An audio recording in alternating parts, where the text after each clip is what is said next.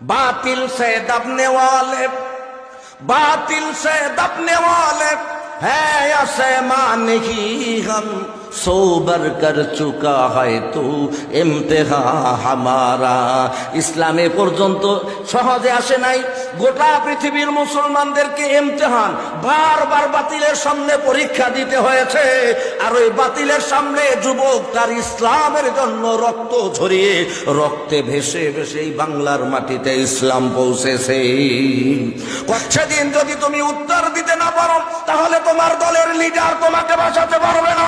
সেদিন যদি তুমি আল্লাহর মুনকার নকিরের সওয়ালের জবাব দিতে না পারো তাহলে ক্ষমতা তোমাকে বাঁচাতে পারবে না, তোমার আবিদত্ব বংশমর্যাদা তোমাকে বাঁচাতে পারবে না। তুমি যদি বাঁচতে চাও তাহলে দল আর ইসলাম যখন সাংঘর্ষিক হয়, দল ছেড়ে দাও, ইসলামকে ধরে নাও, কবরে নাজাতের ব্যবস্থা হবে। কথা বলেন ঠিক কিনা? সারা বিশ্বে কেন মুসলমান আজকে লাঞ্ছিত? সারা বিশ্বে মুসলমান কেন এত নিগৃহীত, নিষ্পেষিত? সারা বিশ্বে মুসলমান কেন আজ মানবতার জীবন যাপন করছে?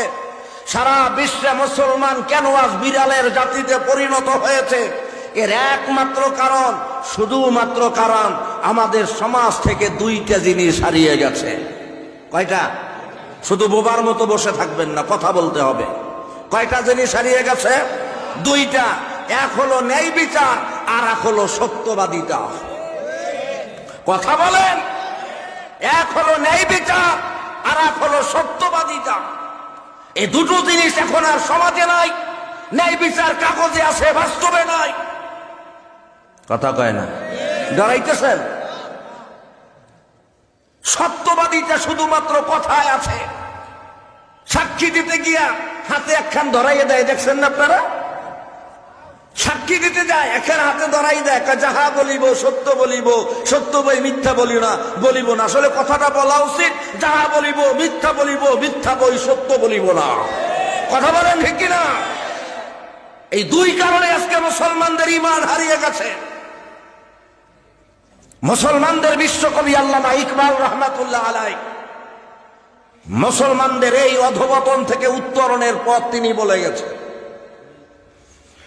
सबक पर फिर सदाकत का, अदालत का, सजाअत का, लिया जाएगा काम तुझसे दुनिया की इमामत का। আল্লামা ইকবাল রাহমাতুল্লাহ আলাইহি বলেন, ও মানুষ, এ নামদারি মুসলমানেরা শুনে নাও, যদি তোমরা